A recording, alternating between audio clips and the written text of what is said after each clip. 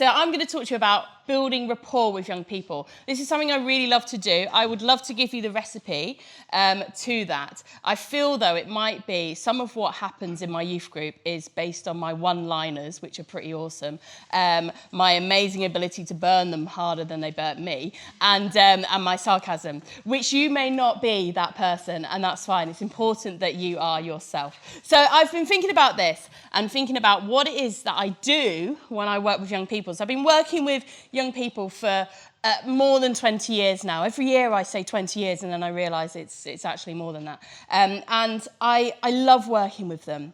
But there's 3 things that I have discovered that I deliberately do. Now I'm not going to win a Nobel Prize for these 3 things because they are things you're going to go, oh yeah, of course. But actually, they're really important. So the first one, when we have young people, so we do loads of stuff at St. James's. Last night, some of my team are here. They look a bit weary because Friday night is our outreach evening and we have mainly boys coming along and they are chaos, wonderful hurricane chaos. And last night we were talking about the evidence for Jesus. So it was even more chaotic because there was a lot of spiritual battles going on in that building. But it was fantastic. And one of the things that we have is all these lads coming in off the street, just from wherever they want to. And we've had to really work hard at these 3 things because their behaviour can be really challenging. So the first thing that I always do with young people is trust. Trust is really important. Lots of the young people that I work with, and I work in Leafy Clitheroe, our crime rate is, I'm pretty sure, made up.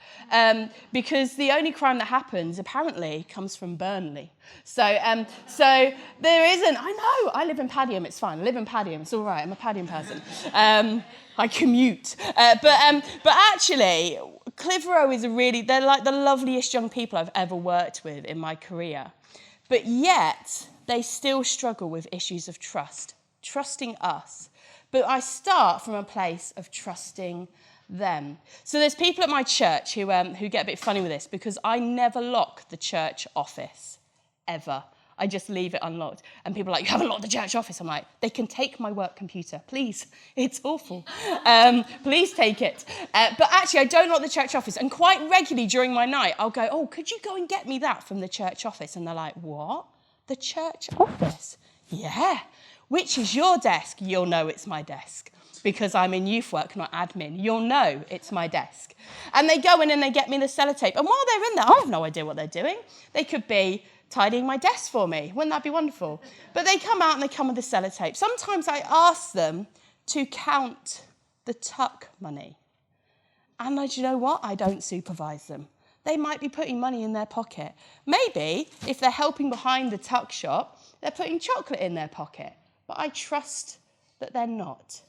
And I trust that if they were, when they get that £5 out of their pocket at the shop, they're going to go, oh, I nicked that from youth club.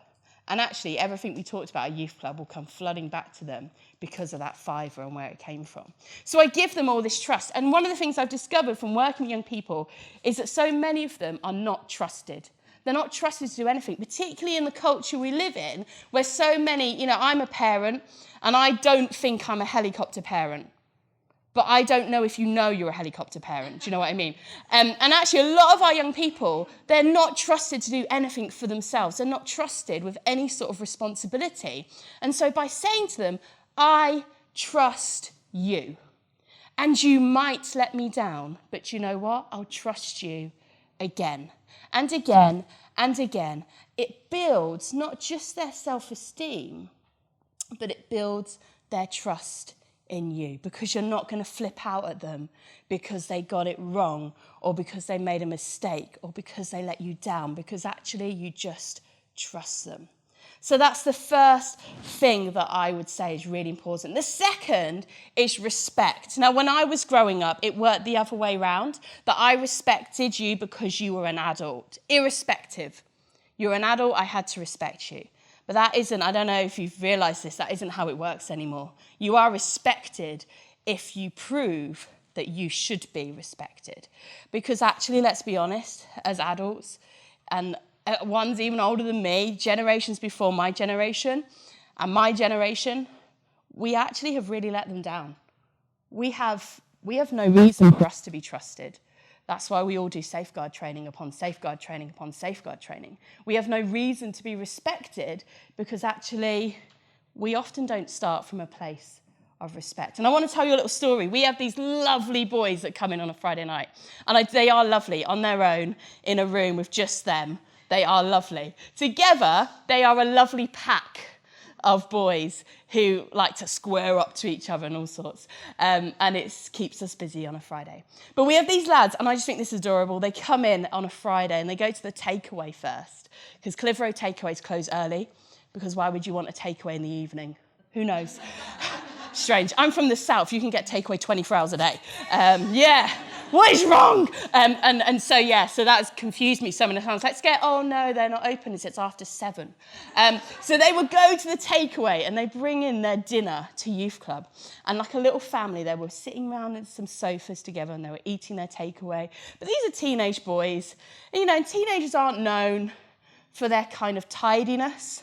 And so at the end, there was chips and there was wrappers and there was chicken and all over the floor. And it was a wonderful, beautiful mess for us to clean up. And we had a chat as a team about what we're going to do about this. And I said, so I'm going to think about it. I'm going to come at them. I'm going to play the game. I'm going to come at them and we're going to sort it. And so the next week, they turned up with their takeaways. And I met them at the door with 2 Sharpies. Some of you already know where we're going with this. And I met them with 2 Sharpies. And just before I could speak, one of my volunteers, he's not here, and my volunteers probably know who this would be, because we talked about it. He came at them and he went, right, listen here. You're bringing that in here. You're not making a mess. All right, you've got to sit in one place and you're not to leave any rubbish on the floor. And they looked at me, I looked at them, I looked at him, I looked at them, and they were like, what? And I was like, I have no idea what this is about because we haven't discussed this. What is this about? So I went, off you go, look, someone needs you on the Wii. And I said, sorry about that, guys. Actually, just ignore that, please, really, seriously. Could you just write your names on all of the wrappers? Because sometimes you're not sure whose is whose, and we just want to make sure that you all get what you've paid for. You've brought your dinner in. Oh, that's fine, Lucy, yeah, we'll write our name on. Now, some of you know what happened at the end of the evening when we were collecting the wrappers, and you go, whose is that on the floor? It's not mine, I don't have that, it's not mine. But it's got your name on it. And this lad just went, well played, well played.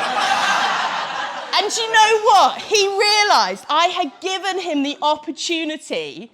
I respected him to do the right thing. And yeah, he let me down, but he also, one of the things that I found is they love it if you're like one step ahead of them, if you play the game well. They love that. So respect your young people. Don't treat them as if they're going to let you down and they're going to be a failure. Treat them as if they are going to be the best, most amazing young person you've ever met. And give them that trust. Give them that respect. And the third and final thing, which you all know, and it's exactly why you're here, is love. But what do I mean by that? Because we say, don't I love my young people? Sometimes I love them more. But actually, we have, so youth club, love doesn't mean that it's just free and easy. At youth club, we have a yellow red card system because they are nuts. We've had up to 50 boys, 8 boys last year in the building. It was like testosterone festival. And they were really, really hard work. Some of our leaders were like, at the end of the night, like, I don't know if I can do this anymore. And actually, but we love them so much. And so we do have yellow and red cards. Like last night, we were talking about the evidence for Jesus, and we were using some Youth Alpha stuff, and it was like spiritual warfare all night. And about 4 of them got red carded, some of them multiple times, because they were just like, we don't want to talk about this. We really don't want to talk about Jesus being real. He can't be real. And their behaviour was it's always the same. Whenever we talk about Jesus, like the behaviour just goes all through the roof, not in a good way. And so we had some red cards. But you know what we always do? We do go, that's a red card. You can't do that. And then we go, which is a shame, because I really was hoping to see you next week. And I'm really going to miss you, because you're not going to be here. And sometimes they'll go and they'll be like, well, what can I do to redeem myself? And you go, well, maybe you can go and pick up some rubbish. Maybe you can go and at least apologise to that person you just punched. That might be a good start. But when they come back the week they've been off. There's no now listen here. There's no, are we going to behave tonight? There's none of that. It's, oh my goodness, I'm so glad you're here. I have so missed having our conversations. Oh, the football, it's just not been the same without you. We've so missed you. I'm so glad you're back. And we welcome them in like the prodigal son. And we basically have a little party. Like we're just like, yes, they're back, and we celebrate.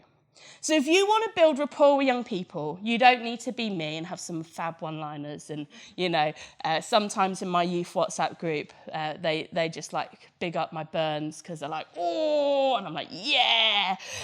But you don't need to be that. You need to be you. You need to be legit. You need to be authentic. You need to treat them like you trust them. Give them things. Take risks. Calculated, but take risks. They might not do it as you wanted. They might get it wrong, but you just keep trusting them anyway. Respect them for who they are. Give them the choice to get it right. Give them the choice to get it wrong. And love them no matter where that goes. Be their safe space to push boundaries. Be their safe space to be who they are. So that's kind of what we do as a team. Our little tagline is, because I have to remind them regularly, of why we're here, is we are taking them by the hand and we are leading them to Jesus. And that's what we're doing.